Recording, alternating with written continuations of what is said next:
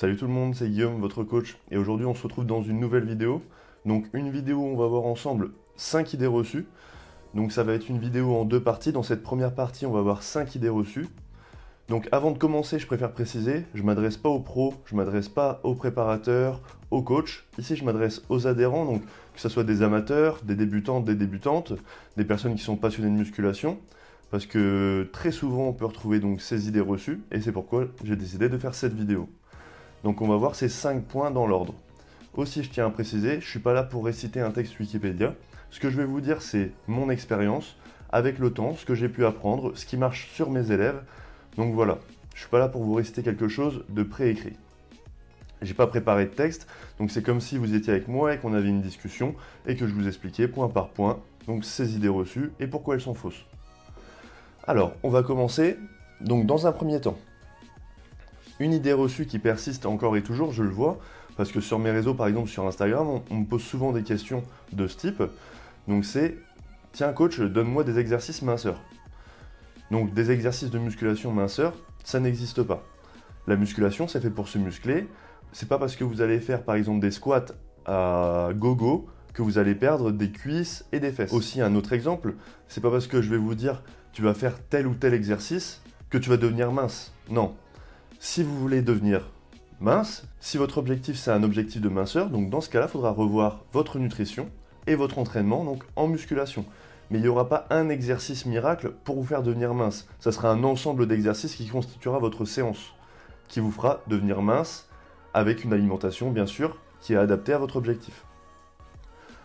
Donc ça c'est la première idée reçue. Les exercices minceurs qu'on peut retrouver par exemple, généralement il y a des coachs, entre guillemets coachs, qui vendent, je vous montre 5 exercices minceurs.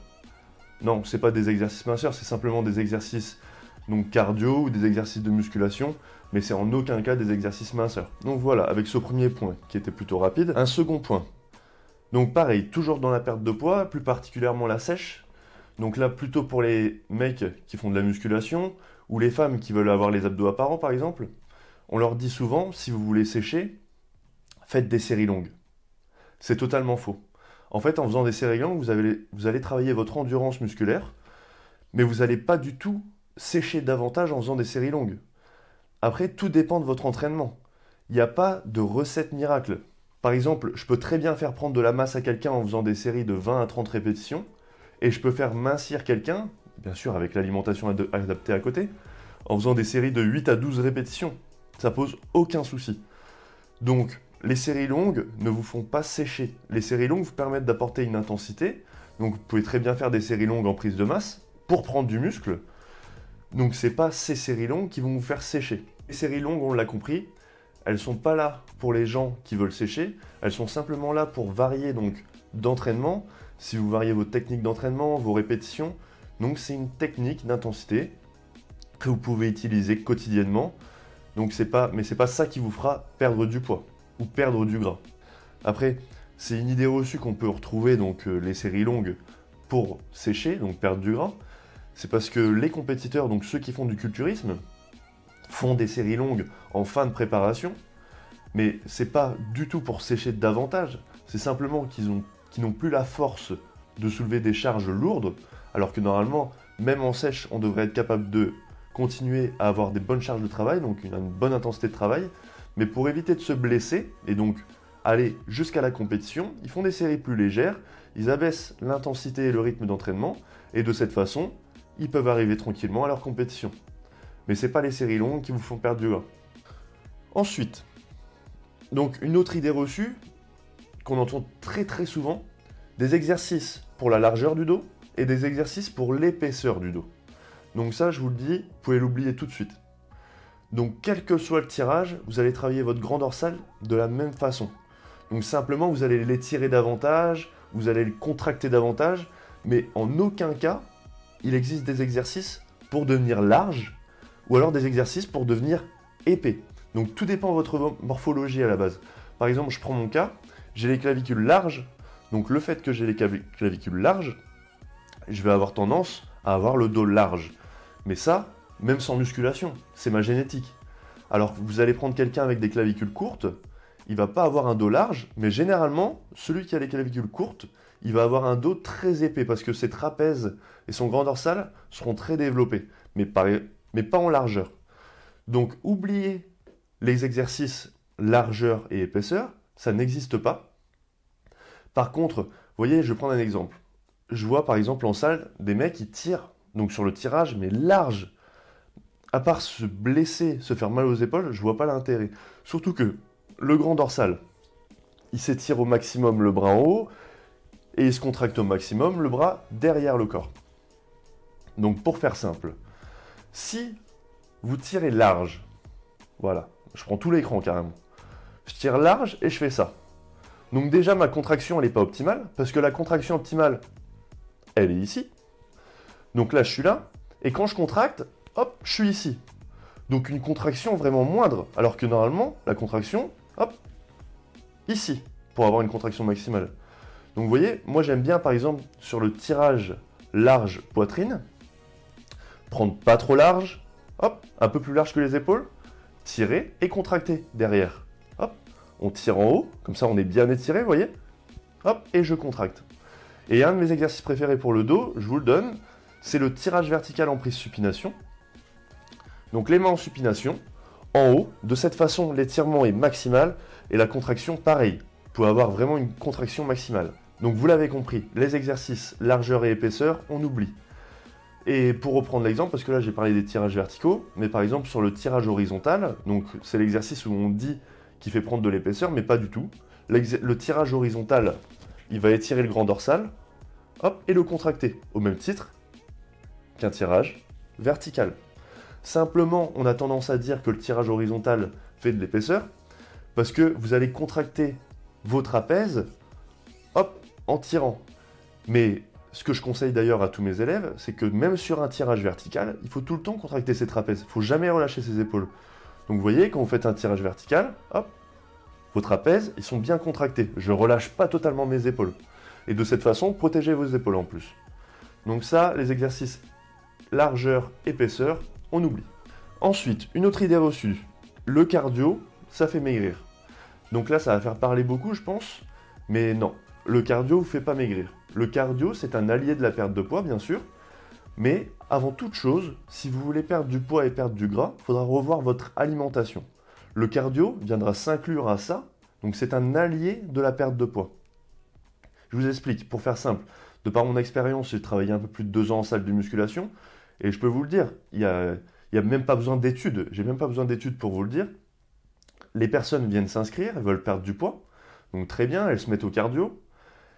Au final, elles s'entraînent. Donc elles viennent 5-6 fois par semaine, même parfois, 1 heure de cardio tous les jours et ne voient aucun résultat. Et même parfois, au contraire, prennent du poids.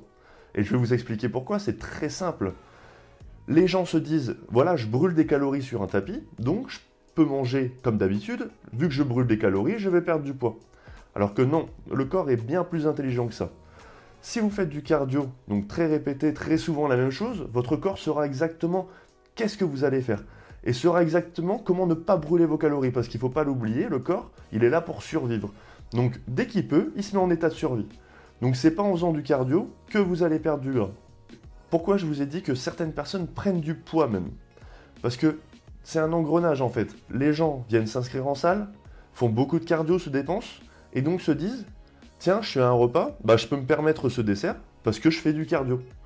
Donc, au final, elles consomment plus de calories que d'habitude, et au final, elles prennent du poids, même si elles font du cardio. Donc, le cardio, c'est très bien, mais vaut mieux privilégier, par exemple, plutôt que d'aller faire 1 heure de cardio en salle, d'ailleurs, je conseille vraiment très très rarement à mes élèves 1 heure de cardio. Ça peut m'arriver, par exemple, une ou un élève qui me demande, voilà, je veux 6 séances par semaine, une personne plutôt débutante, je ne vais pas lui faire 6 séances de musculation, je vais faire 5 séances de muscu et une séance plutôt cardio. Moi, ce que je vous conseille de faire, c'est plutôt, par exemple, rester actif la journée, donc plutôt que de prendre l'ascenseur, monter des marches, dès que vous avez l'occasion, plutôt aller marcher, par exemple, je ne sais pas, vous devez aller en centre-ville, aller chercher un colis, tout simple, ne prenez pas de votre voiture, allez-y à pied. Donc vous allez prendre 15-20 minutes, et ces 15-20 minutes répétées plusieurs fois sur la même journée vont augmenter votre dépense calorique, et En parallèle d'une alimentation adaptée, vous allez perdre du gras. Je prends un exemple très simple. Le plus simple, plutôt, si vous allez en salle que pour faire du cardio. Donc un abonnement, c'est 300, 400, peut-être 500 € à l'année. Si vous allez en salle que pour faire du cardio et pour perdre du poids, donc pas parce que vous êtes passionné de cardio ou je sais pas, simplement pour perdre du poids, bah achetez plutôt un chien. Vous allez le promener 5 fois par jour, 15 à 20 minutes, et vous aurez bien plus de résultats de cette façon. Et c'est pas une blague. Ensuite, dernière petite idée reçue qu'on peut retrouver donc en musculation, très répandue, et même par des coachs, il y a encore des coachs qui le disent, donc c'est pour ça que cette idée reçue à la vie dure, c'est les abdos du haut et les abdos du bas. On oublie, on zappe direct, il n'y a pas d'abdos du haut, il n'y a pas d'abdos du bas. Un abdo, c'est un muscle, avec une insertion, une terminaison. Donc, il s'insère en haut, il se termine en bas, il se contracte, donc il se raccourcit, mais en aucun cas on peut travailler une moitié en haut et une moitié en bas. Je prends un exemple tout simple. Le biceps. Donc vous avez votre biceps, il s'insère et il se termine. Donc l'insertion en haut, la terminaison en bas. C'est comme si un adhérent, quelqu'un, venait me voir et me dire « Ouais, je voudrais travailler cette partie-là du biceps, donc la moitié basse. Et puis la semaine d'après, je voudrais travailler la partie haute, la moitié haute. » Eh ben non, c'est totalement impossible parce que quand votre biceps se contracte, vous voyez, il se contracte d'un bloc. Vous ne pouvez pas contracter la moitié du biceps et l'autre moitié. Eh ben écoutez, les abdos, c'est exactement pareil. Quand vous contractez vos abdominaux, quel que soit l'exercice, eh ben votre muscle se contracte, donc vous allez travailler le haut et le bas de la même façon. Par contre, il y a une petite nuance pour les abdominaux. Selon que le mouvement se fasse par le haut, donc par exemple du crunch classique, hop, il vient par le haut le mouvement, vous allez sentir un peu plus vos abdos sollicités en haut. Mais c'est simplement un ressenti, c'est la sollicitation. Et par exemple, si vous allez faire des relevés de genoux sur chaise romaine, le mouvement il vient d'en bas, donc la contraction elle se fait d'en bas. De cette façon, vous allez sentir le bas du ventre, un peu plus, au niveau des courbatures, hein, je parle.